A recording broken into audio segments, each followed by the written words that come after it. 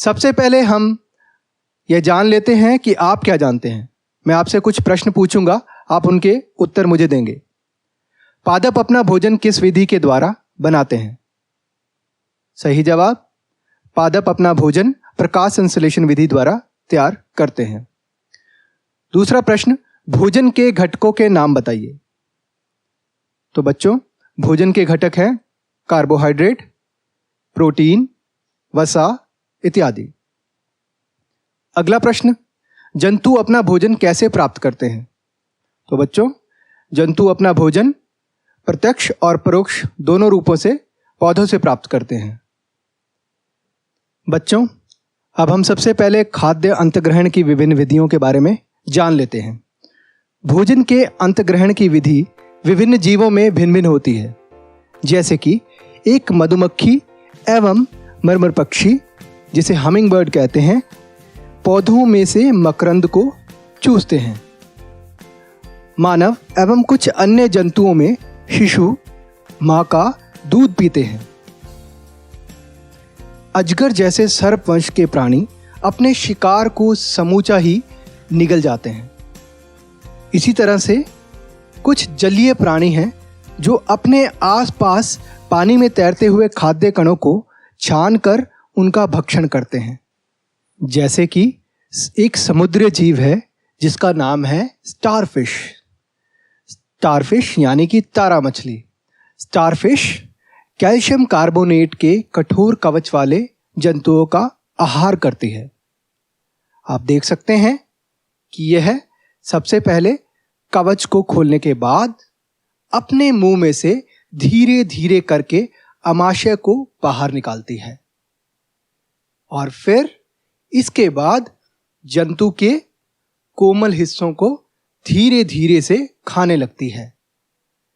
जब ये भोजन पूरा कर लेती है तो यह धीरे धीरे अपने अमाशय को वापस अपने शरीर में भेज देती है और आहार जो उसके शरीर में पहुंच गया, अमाशय में पहुंच गया, वह धीरे धीरे पचता रहता है। तो देखा आपने कितनी अद्भुत है इसकी अंतग्रहण प्रणाली। अब आप भोजन ग्रहण करने की एक अन्य रोचक विधि का अध्ययन करेंगे। बच्चों, अब हम मानव में पाचन क्रिया के बारे में पढ़ेंगे।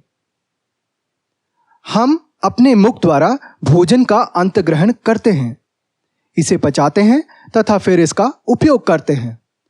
आहार का बिना पचा भाग मल के रूप में निष्कासित किया जाता है। क्या आपने कभी यह जानने का प्रयास किया है कि शरीर के अंदर भोजन का क्या होता है? भोजन एक सतत नली से गुजरता है जो मुख गुहिका से प्रारंभ होकर गुदा तक जाती है। इस नली को विभिन्न भागों में बांट सकते हैं। मुख गुहिका, ग्रास नली या ग्रसिका, अमाशय, शुद्रांत्र यानी कि छोटी आंत, बृहदांत्र, बड़ी आंत जो मलाशय से जुड़ी होती है, तथा अंत में मलद्वार अथवा गुदा। आओ सबसे पहले हम मुख एवं मुख गुहिका के बारे में पढ़ें। भोजन का अंतग्रहण मुख द्वारा होता है। आहार को शरीर के अंदर लेने की क्रिया अंतग्रहण कहलाती है। आइए हम अपने दांतों के बारे में पूरी जानकारी प्राप्त करते हैं। प्रत्येक दांत मसूड़ों के बीच अलग अलग गर्तिका में धंसा रहता है। हमारे दांतों की आकृति भिन्न भिन्न होती है और उनके कार्य भी भिन्न भिन्न होते हैं। आइए इनके बारे में विस्तार पूर्वक जानकारी प्राप्त करें। यह 4 प्रकार के होते हैं: कृंतक, रदनक, अग्र च्वरणक, च्वरणक। कृंतक जो हैं वो काटने के काम आते हैं। इनकी संख्या 8 होती है, 4 नीचे और 4 ऊपर।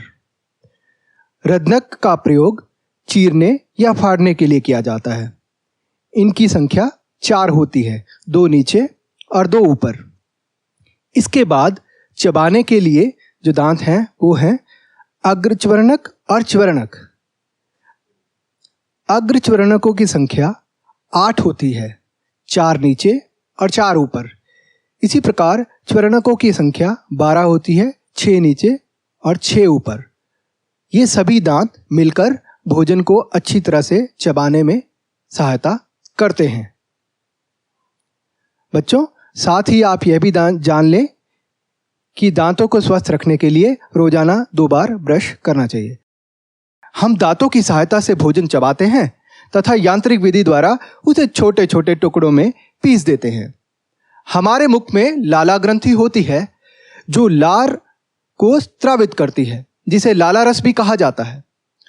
लार भोजन में मौजूद स्टार्च को चीनी में बदलती है, चीनी यानी कि शर्करा, और भोजन को नरम बनाती है।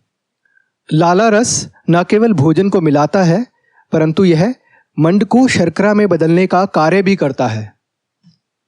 आइए एक क्रियाकलाप करके देखते हैं। 2 परखनलियां लीजिए, उन्हें ए और बी से चिन्हित कीजिए। परखनली ए में 1 चम्मच उबले हुए चावल डालिए। 1 चम्मच उबले हुए चावल मुंह में लेकर 3 से 5 मिनट तक चबाइए तथा इन्हें दूसरी परखनली बी में लीजिए। इसके पश्चात दोनों परखनलियों में 3 से 4 मिलीलीटर जल डालिए। अब दोनों परखनलियों में आयोडीन विलयन की 2 से 3 बूंदें डालिए और उनका प्रेक्षण कीजिए। तो हमने क्या पाया? परखनली ए में आयोडीन विलयन का रंग बदलकर गहरा नीला काला हो गया, परंतु परखनली बी में इसका कोई प्रभाव नहीं पड़ा। आयोडीन विलयन स्टार्च को टेस्ट करने के लिए उपयोग किया जाता है। आयोडीन विलयन को स्टार्च में डालने पर यानी कि मंड में डालने पर उसका रंग गहरा नीला काला हो जाता है। तो परखनली ए में ऐसा हुआ, इसका मतलब उबले हुए चावल में मंड की उपस्थिति थी, जबकि दूसरी परखनली में रंग में कोई बदलाव नहीं आता। इससे यह सिद्ध होता है कि दूसरी परखनली में मंड की उपस्थिति नहीं थी। तो हमें ज्ञात हो गया कि लाला रस मंड को शर्करा में बदल देते हैं। दूसरा भाग जीभ है। जीभ एक मांसपेशीय अंग है जो पीछे की ओर मुख गुहिका के अधर तल से जुड़ी होती है। इसका अग्रभाग स्वतंत्र होता है और किसी भी दिशा में मुड़ सकता है। जीभ पर भिन्न भिन्न स्वाद कलिकाएं होती हैं, जैसे कि नमकीन, कड़वा, मीठा, खट्टा आदि ज्ञात करने के लिए। भोजन नली ग्रसिका। निगला हुआ ग्रास भोजन नली अथवा ग्रसिका में जाता है। ग्रसिका गले एवं वक्ष से होती हुई जाती है। ग्रसिका की भित्ति के संकुचन से भोजन नीचे की ओर सरकता जाता है।